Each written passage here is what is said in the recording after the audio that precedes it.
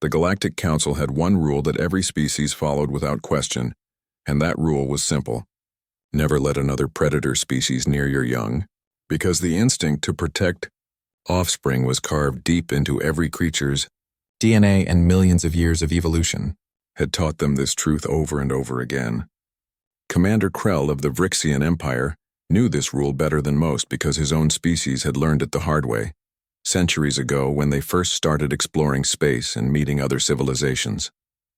He sat in the Grand Council chamber reviewing the latest application for membership, and the species called humans had submitted their request 3 months ago. Everything about their file made Krell's scales itch with concern because humans were clearly predators, and there was no hiding it. They had forward-facing eyes like all hunters, and their teeth showed both, cutting and grinding capabilities, and their history revealed they were persistence hunters who could chase prey for days until it collapsed from exhaustion. The Vrixians were predators too, and so were the Thrasians and the Kalori and half the species on the council. But they all understood the unspoken agreement about younglings.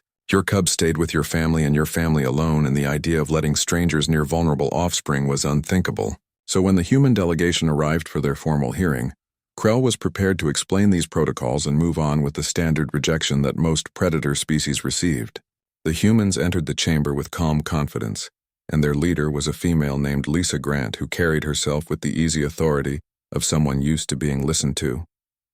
Next to her walked Peter Brooks, and his relaxed posture suggested he found the whole proceeding mildly amusing, rather than intimidating.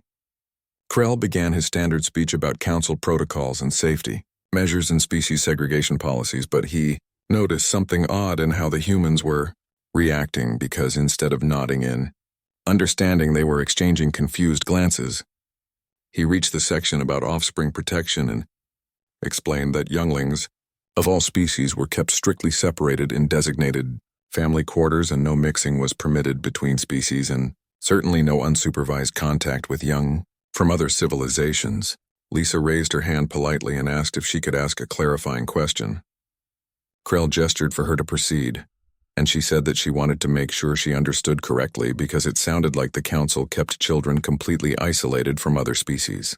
Krell confirmed this was exactly right, and explained it was for their safety because predator instincts were unpredictable around vulnerable young. Peter leaned forward and said something that made the entire chamber go silent, because he explained that on Earth humans had an entire profession dedicated to caring for children, and these people were called teachers and daycare providers and nannies, and most of them had no biological relation to the children they cared for. The silence that followed was so complete that Krell could hear the environmental systems humming in the walls. He finally found his voice and asked if Peter was saying that humans allowed strangers to care for their offspring. Lisa nodded and explained that they trusted these caretakers with their children's lives and education and well-being, and that it was considered one of the most honored and important responsibilities in their entire society. Another council member from the Thrasian delegation stood abruptly, and his scales were flushed dark with agitation as he demanded to know how this was possible. Because every instinct should prevent a predator from allowing another predator near their young. Peter pulled up some images on his datapad and projected them for the council to see, and the images showed human children of various ages in large groups being supervised by adults who were clearly not their parents. He explained these were schools where human young went to learn and socialize and develop, and that some human children started attending these facilities when they were barely a year old. The Thrasian delegate sat back down heavily, and his breathing was rapid as he tried to process this information. Krell felt his own pulse racing because nothing in his training or experience had prepared him for this, and he had studied hundreds of species over his long career, but none of them behaved this way. Lisa seemed to sense their distress, and she spoke more gently. Now, as she explained that humans had evolved as highly social creatures who lived in large communities and that their survival had always depended on cooperation and mutual support. She said that human parents worked together to raise all the children in their communities, and that the phrase they used was that it takes a village to raise a child. Peter added that humans didn't just do this with their own species, because they had countless examples throughout their history of humans caring for and protecting the young of other species entirely. He showed images of humans running animal sanctuaries and raising orphaned creatures, and even risking their lives to save baby animals from danger. Krell stared at an image of a human pulling a small canine from a frozen lake, and the human in the image was soaking wet and clearly in danger. Themselves, but their face showed only concern for the animal in their arms. Another image showed a human who had died protecting a nest of bird eggs from a natural disaster. The council members whispered among themselves, and their agitation was growing, because this challenged everything they understood about predator behavior. A Kalori representative asked how humans could possibly override such fundamental instincts, and Peter smiled and said that was the thing, because they weren't overriding any instinct at all. He explained that for humans, the instinct when seeing something small and vulnerable wasn't to attack or to view it as prey, but rather to protect it and nurture it and keep it safe. Lisa stood and addressed the full council now, and her voice was steady as she said that she understood this was difficult for them to accept because it went against everything their evolution had taught them, but that humans were simply built differently. She said that human empathy extended far beyond their own species, and that they formed emotional bonds with almost any creature they perceived as needing care or protection. Krell asked for a recess because he needed time to think, and the council agreed, and as the humans filed out of the chamber, every council member sat in stunned silence. Over the next 3 months, the council conducted extensive research into human behavior and culture and psychology, and every report came back confirming what the humans had told them. Human history was filled with examples of individuals protecting and caring for beings that weren't their own offspring or even their own species. They had volunteers who dedicated their lives to animal welfare and teachers who spent decades nurturing other people's children and parents who adopted younglings from completely different genetic backgrounds and raised them as their own. The final report landed on Krell's desk with a conclusion that shook him to his core because it stated that humans appeared to have evolved a form of universal empathy that made them instinctively protective of any young or vulnerable creature regardless of species or origin. The recommendation was to grant humanity provisional membership pending further observation. Krell approved it, but he added a note requesting that human behavior around other species be monitored closely because if the reports were wrong, the consequences could be catastrophic, but if they were right, then everything the council understood about predator species would need to be reconsidered, and he wasn't sure which possibility frightened him more. 3 months had passed since humanity received provisional membership in the Galactic Council, and most humans were still adjusting to life among the stars and learning the complicated social rules that governed interaction between species. Station Kepler orbited a mineral-rich moon in neutral space, and it served as a trading hub where dozens of species conducted business and maintained small residential quarters. The human contingent on Station Kepler was modest, with only 47 individuals led by Administrator Greg Palmer, who ran the human diplomatic offices with quiet efficiency. Most days passed without incident because humans kept to themselves while they learned the rhythms of galactic life, and the other species watched them with a mixture of curiosity and caution that came from not quite knowing what to make of these strange predators. Karen Mitchell was an engineer assigned to Station Kepler's maintenance division, and she had been working on the station for 2 months now and had developed a reputation for being thorough and reliable. On the day everything changed, she was running diagnostics on environmental systems in Section 7 when the alarm started blaring. The sound was different from the usual maintenance alerts, and Karen recognized it immediately as an emergency evacuation signal.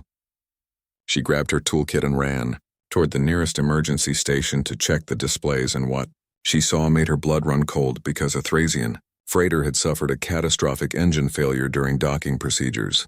The explosion had torn through 3 sections of the station, and emergency bulkheads had sealed automatically to prevent atmosphere loss, but the automated systems had no way of knowing that 16 Thrasian cubs had been in Section 12 for a routine medical checkup when the blast hit.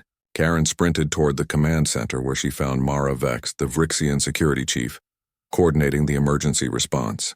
The adult Thrasians were outside the sealed bulkhead, and their distress calls echoed through the corridors in a sound that made Karen's chest ache because she recognized the universal sound of parents separated from their children. Mara was reviewing the situation on multiple screens, and her face was grim as she explained that her team could cut through the bulkhead, but it would take at least 20 minutes, and the environmental sensors showed toxic gas flooding into Section 12 from the damaged systems. The cubs had maybe 10 minutes before the atmosphere became lethal, and there was no way to reach them in time through conventional means. Karen studied the station schematic on the display and noticed something that made her heart race, because there was an emergency maintenance tunnel that ran parallel to Section 12. The tunnel was narrow and designed for small repair drones, but a human might be able to squeeze through if they were small enough and moved carefully. She told Mara she could reach the cubs through the tunnel, and Mara turned to look at her with an expression that mixed hope and horror. The Vrixian security chief's scales rippled with agitation as she said absolutely not, because Karen was a predator, and the cubs would panic and might hurt themselves trying to escape. Karen was already pulling on an emergency respirator from the nearby locker as she said that the cubs would definitely die if no one tried and that she was the only person on the station small enough to fit through those tunnels. Greg Palmer arrived just then and took in the situation with a single glance at the screens, showing the trapped cubs huddled in the corner of Section 12. He made the decision in less than 3 seconds and told Mara to let Karen go immediately. Mara's every instinct screamed that this was wrong, but she had never disobeyed a direct order from a sector administrator, and she wasn't about to start now, even if every fiber of her being said this would end in disaster. Karen squeezed into the maintenance tunnel access, and the space was barely wide enough for her shoulders, but she forced herself forward using her elbows and knees to propel herself through the narrow passage. The tunnel was dark and hot, and the metal walls conducted the vibrations from the station's damaged systems, but Karen focused on moving forward because she knew 16 lives depended on her reaching them in time. It took her 4 minutes to navigate the tunnel, and when she finally reached the access panel to Section 12, she could hear the cubs making high-pitched distress sounds on the other side. She carefully opened the panel and dropped down into the damaged section where sparking wires hung from the ceiling, and acrid smoke filled the air. The Thrasian cubs saw her emerge, and their distress sounds turned to shrieks of terror because they saw a predator with forward-facing eyes, and their instincts told them they were about to be attacked.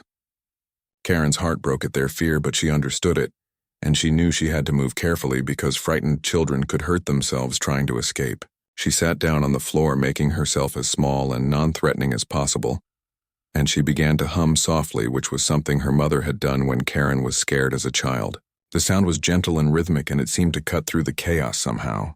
She spoke in a calm, steady voice, telling the cubs that she knew they were scared, and that she knew she looked frightening, but that she was there to take them back to their parents. She pulled out a small hologram projector from her toolkit and displayed an image of an adult Thrasian, which made several of the cubs stop shrieking and stare. Karen told them she was friends with their people, and that their parents were waiting just outside, and that she needed their help to get everyone to safety. One cub, braver than the others, crept forward slowly, and Karen extended her hand with her palm up in a gesture of peace. When the cub touched her hand with its small claws, Karen smiled and told it how brave it was, and asked if it could help explain to the other cubs that they needed to follow her through the tunnel. The brave cub chirped something to its companions, and slowly the others began to calm down. Karen explained they needed to go through a small tunnel, and that she would go first and they would follow her one by one. She made it sound like an adventure, because she knew that children responded better to excitement than fear. She lifted herself back into the maintenance tunnel and called down to the cubs, encouraging them to climb up. The brave cub came first, and then another and another, until all 16 were lined up in the tunnel behind her. Karen moved slowly through the narrow space, checking constantly to make sure all the cubs were keeping up, and when one smaller cub struggled to climb over a junction pipe, she stopped and helped it across before continuing. The journey back through the tunnel took 8 minutes because she had to move at the cub's pace. But finally, Karen emerged into the corridor on the safe side of the bulkhead. She helped each cub down from the tunnel access and counted them carefully to make sure all 16 were accounted for. The adult Thrasians rushed forward, and every instinct told them to attack the predator who had their cubs, but the cubs were climbing on Karen and clutching at her maintenance suit and seeking comfort from her presence. Karen carefully handed each cub to its parent, and she counted them twice to be absolutely certain, because losing track of even one would be unforgivable. When the last cub was safely in its parent's arms, Karen allowed herself to collapse against the wall, and her legs were shaking and her hands were trembling, but all 16 cubs were safe, and that was all that mattered. The Galactic Council convened an emergency session exactly 48 hours after the incident on Station Kepler, because something fundamental had been challenged about their understanding of how predator species behaved around vulnerable young. Commander Krell had requested to lead the investigation personally, and the council had agreed immediately, because if anyone could make sense of what had happened, it would be him.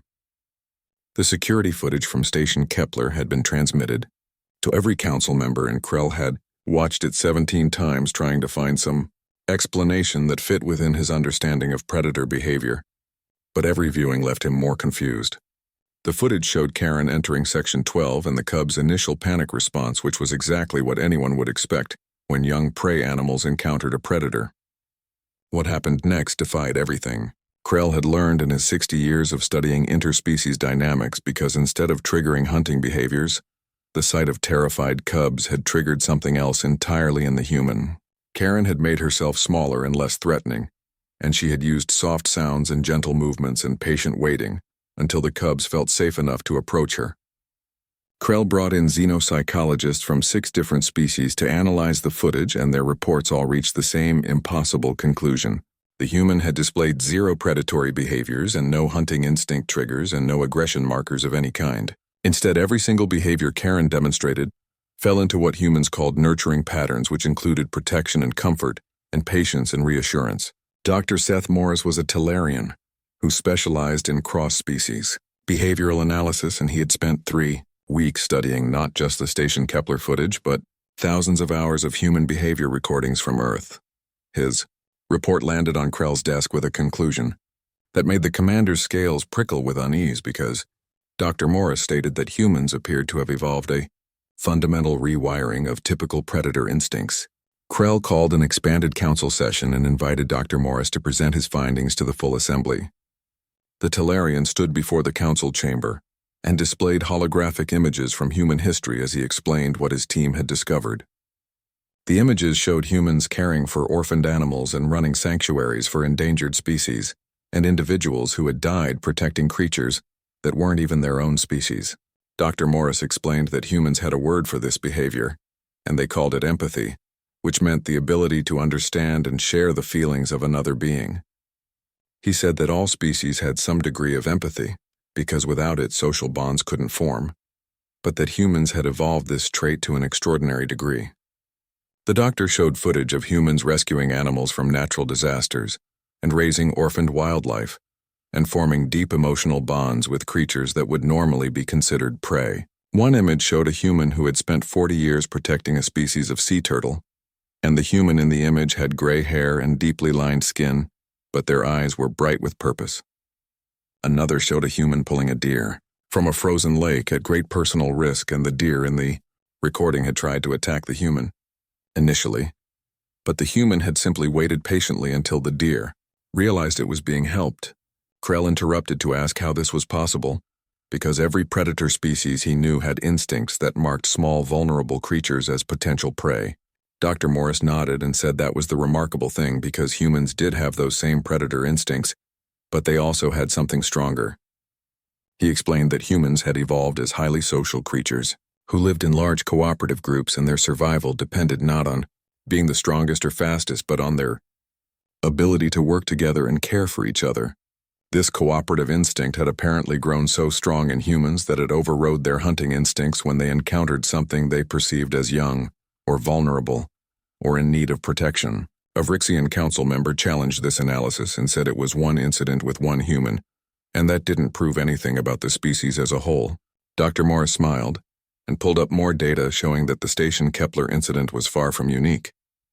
His team had documented hundreds of similar cases from human history, where individuals had risked their lives to protect beings that weren't their own offspring or even their own species. He showed recordings of human firefighters carrying animals out of burning buildings, and human swimmers protecting strangers from dangerous marine predators, and human parents who had adopted children from completely different genetic backgrounds and raised them as their own.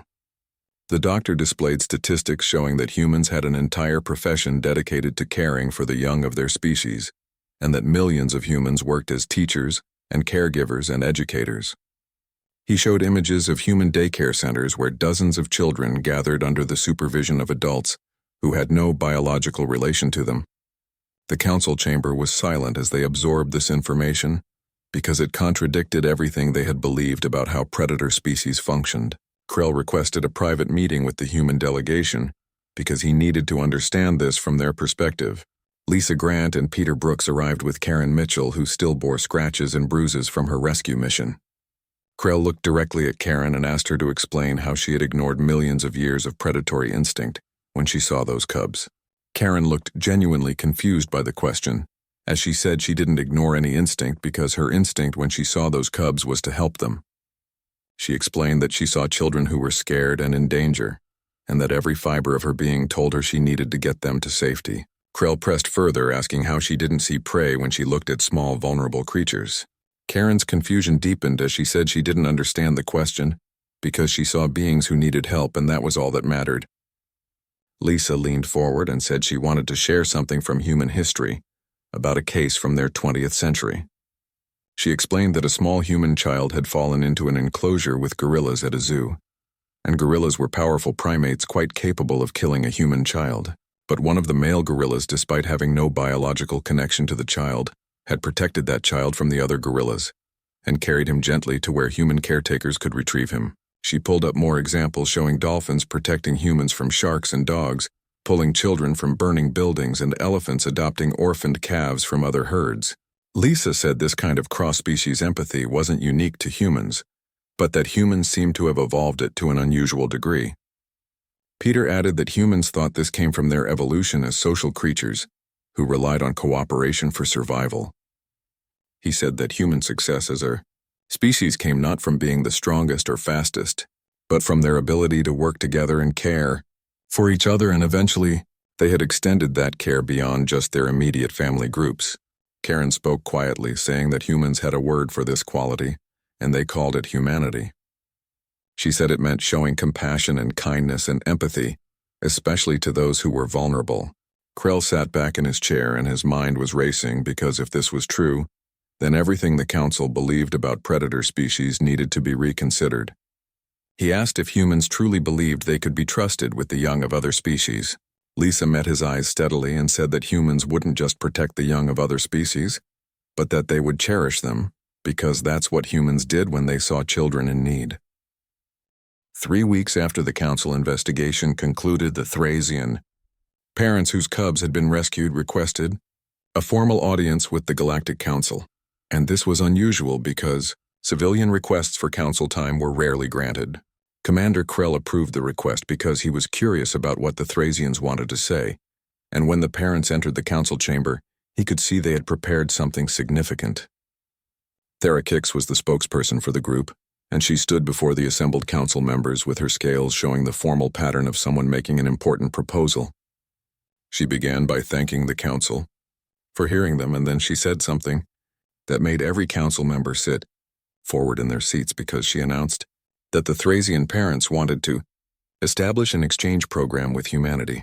The council chamber erupted in confused voices and agitated movements because nobody could understand what kind of exchange program would make sense between such different species. Thera waited for the noise to settle, and then she clarified that they wanted their children to learn from humans and spend time in human educational facilities and be taught by human teachers. The silence that followed was absolute, and Krell felt his pulse racing because what the Thracians were proposing violated every protocol and safety measure and instinctual boundary that galactic civilization had established over thousands of years. He found his voice and said carefully that they were proposing to place their young in the care of predators. Thera's scales shifted to show determination, as she replied that humans had already cared for their children when the Thracian parents could not. She reminded the council that Karen had protected 16 cubs and comforted them and returned them safely when every adult Thracian had been helpless to reach them. Another parent named Grim Tesh stepped forward and said that his daughter talked about the human who saved her constantly. He said the cub spoke not with fear but with admiration, and that she asked when she could see Karen again and wanted to learn the human language.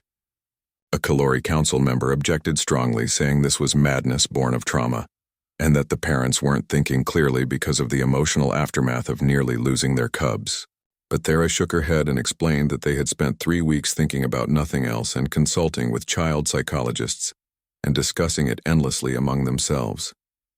She said they had reached this conclusion, not despite what happened, but because of what happened, because they had seen something that changed their understanding of what was possible. Elder Kessa, who was a Vrixian council member and one of the oldest serving members, spoke up, saying she had been researching human child-rearing practices.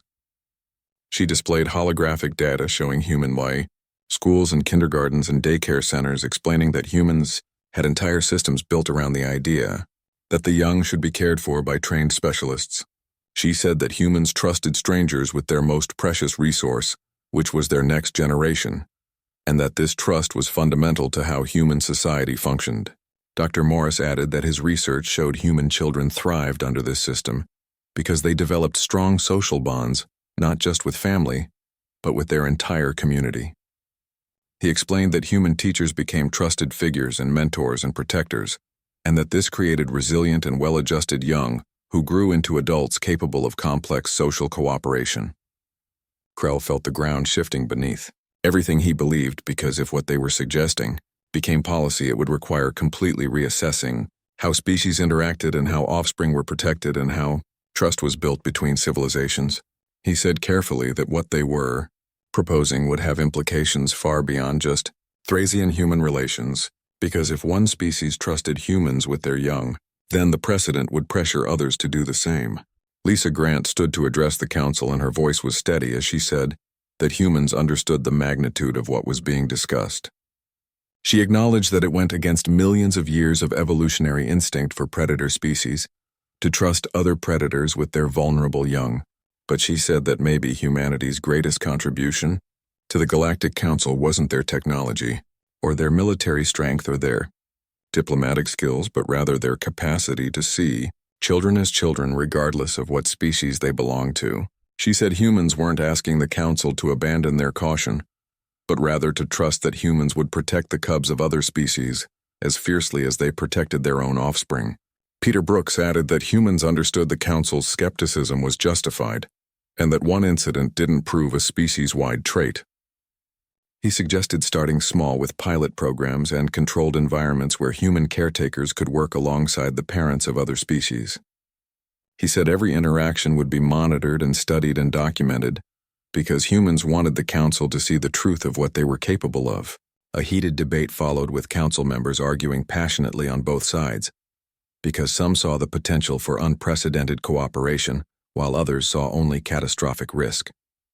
The Thrasian parents sat quietly through it all because they had said what they came to say, and now the decision rested with the Council. Krell called for a recess because the Council needed time to consider this properly, and as the chamber cleared, he found himself standing alone, staring at the holographic displays that still showed human children learning together in groups. He thought about his own grand cubs and the fierce protective instinct he felt whenever he was near them, and he tried to imagine allowing a human to care for them. His every instinct screamed that it was wrong and dangerous and impossible, but the evidence suggested otherwise, and Krell had not built his career by ignoring evidence. The Council reconvened 2 days later, and the debate continued for 6 hours as members weighed the risks against the potential benefits. Finally, Krell called for a vote on whether to approve a limited pilot program that would allow human educators to work in controlled environments alongside the parents and caretakers of other species. The vote passed by a narrow margin because enough Council members were willing to see where this path led. The Thrasian parents were informed of the decision, and Thera thanked the Council formally, but Krell could see the relief and hope in her scales coloring. He announced that the pilot program would begin on Station Unity, which was a neutral facility designed for cross-species cooperation. Human teachers would be carefully vetted and trained in the cultural practices of each species they would work with, and every interaction would be recorded and analyzed. Karen was among the first humans selected for the program, and she underwent 3 months of intensive training learning about Thrasian child development and Vrixian educational practices and Kelori social structures. When the program officially began with 6 human teachers and 43 cubs from 4 different species, the entire galaxy watched to see if this impossible experiment would succeed or fail catastrophically. Krell visited Station Unity 1 month into the program, and what he saw shook him deeply because the cubs were thriving, and the human teachers moved among them with gentle confidence. He watched as a human named Amy Wright read a story to a mixed group of younglings, and they listened with rapt attention while sitting peacefully together, despite being from species that normally would never mix. He saw another human teacher named Jack Hunter helping a young Vrixian with a mathematics problem and the patience and encouragement in the humans. Voice reminded Krell of how his own parents had taught him. What struck him most was that the cubs seemed to seek out the human teachers for comfort when they were upset and for guidance when they were confused, and this bond had formed in only 30 days. Krell filed his first progress report stating that preliminary results exceeded expectations, but that continued monitoring was essential, and he tried to keep his tone neutral because a commander didn't admit to being moved by what he witnessed, but the truth was he had seen something beautiful and unprecedented beginning to take shape. 5 years had passed since the pilot program began on Station Unity, and the Galactic Education Center had grown from 6 teachers and 43 cubs into a sprawling facility that served 300 younglings from 12 different species. Commander Krell walked through the center's corridors, and his initial skepticism had long since transformed into something he still struggled to name because it felt too much like wonder, and a Vrixian commander wasn't supposed to feel wonder about a social program. He paused outside a classroom where a human teacher named Amy Wright sat cross-legged on the floor surrounded by cubs from 7 different species. She was reading from a datapad, and her voice brought the story to life with different tones for each character, and the cubs sat transfixed with their attention focused completely on her. A small Kalori cub made a questioning chirp, and Amy paused her reading to explain a concept gently before continuing, and Krell noticed how naturally she wove the explanation into the story flow. In another room, a human male named Jack Hunter supervised older juveniles working on what appeared to be a chemistry project. One of the young Vrixians knocked over a container of samples and the spill spread across the work surface, and Krell watched to see how the human would respond. Jack didn't raise his voice or show anger, but instead he calmly helped clean the mess while explaining why proper container placement mattered in laboratory work. The young Vrixian's scales flickered with embarrassment, but Jack's gentle approach turned the mistake into a learning moment rather than a source of shame. Krell continued his walk and found himself drawn to the nursery wing because this was where the youngest cubs were cared for, and where instinct said the most danger should exist. Karen Mitchell had retrained from engineering into early childhood development, and she now ran the nursery program with quiet expertise. She was currently bottle-feeding a tiny Thrasian cub whose parent was in the medical bay recovering from an illness.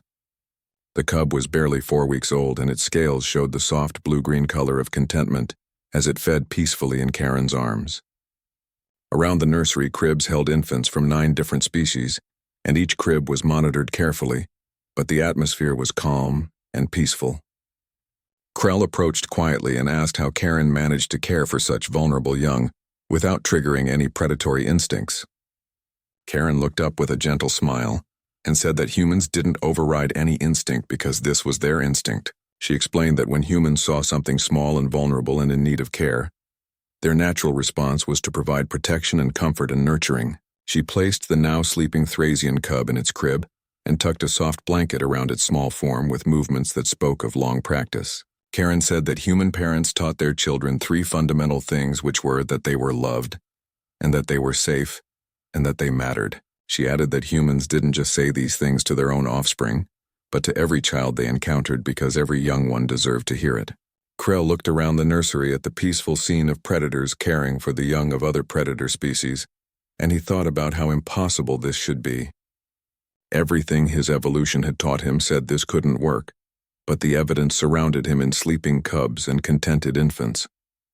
He told Karen that the council would vote next week on expanding the program to establish education centers like this on every major station and colony in council space. Karen asked how he thought the vote would go, and Krell's tail twitched in what humans had learned was the Vrixian equivalent of a smile. He said he believed the vote would pass unanimously because the results spoke for themselves. Cubs raised in human education centers showed higher levels of social development and better cross-species communication skills and significantly lower aggression markers than cubs raised under traditional isolation protocols. He explained that human teachers had achieved something the council thought impossible because they created a generation of younglings who saw diversity not as a threat, but as an opportunity to learn and grow. Krell paused and then admitted something he never thought he would say, because he had requested that human teachers be assigned to the new Vrixian colony school. He said his own grand cubs would be among their students, and Karen's eyes widened as she said that was quite a leap of faith. Krell shook his head and said it wasn't faith but trust, because 5 years of observation and documentation and careful study had shown that humans weren't predators in the way the council had understood that term. He said humans were something different and perhaps something better, because they were protectors and nurturers and teachers who extended their care across species boundaries without hesitation. He looked directly at Karen and said that the council had spent millennia believing that predators couldn't be trusted with the young of other species, but that they had been wrong, because they just hadn't met humans yet. Later that evening, Krell returned to his office and began writing his final comprehensive report to the Galactic Council.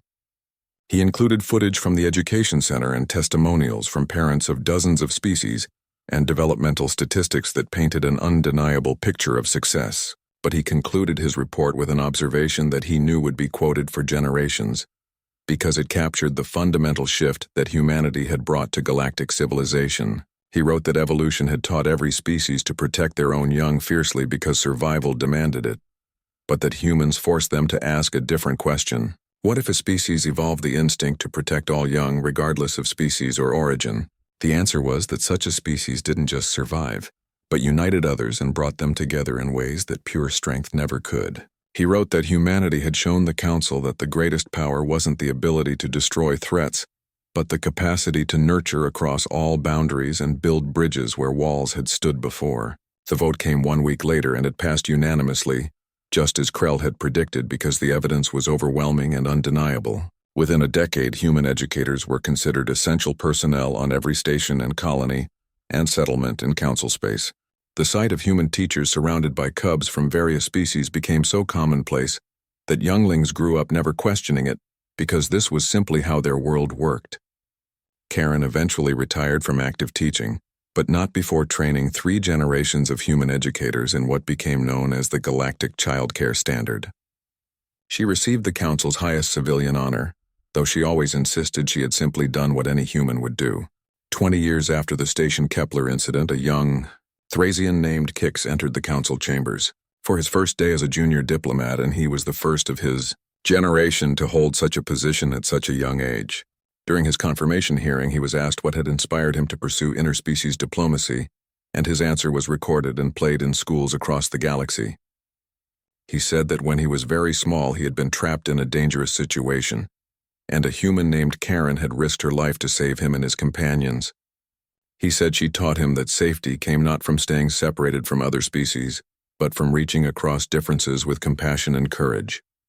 He explained that Karen had seen him not as alien or other, but simply as a child who needed help, and that if humans could show that much empathy, then perhaps the galaxy could build a future where all cubs grew up knowing they were protected and valued, and loved regardless of where they came from.